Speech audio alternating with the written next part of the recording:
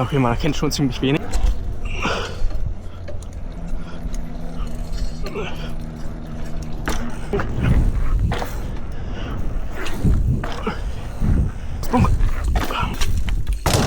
Wow.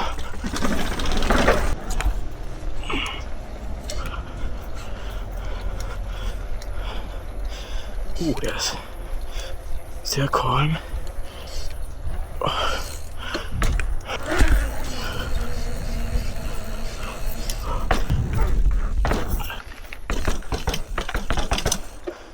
Warum gibt es so Backrooms-Vibes?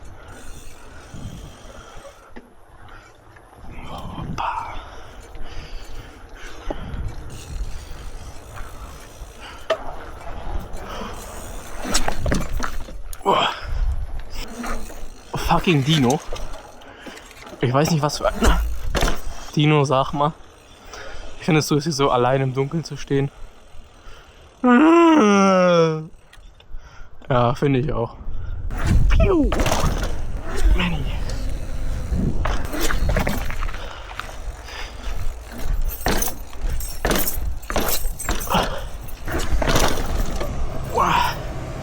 Gerade so, ey.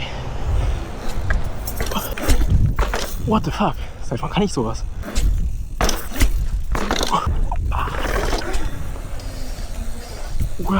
Ey, Rasensprenger.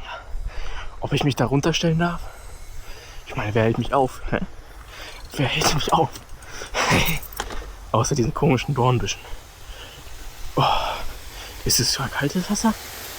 Oh ja, das ist sehr kaltes Wasser. Scheiße.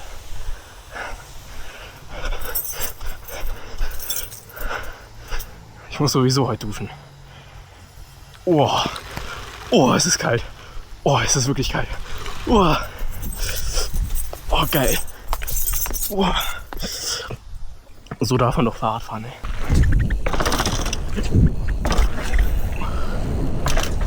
Ja.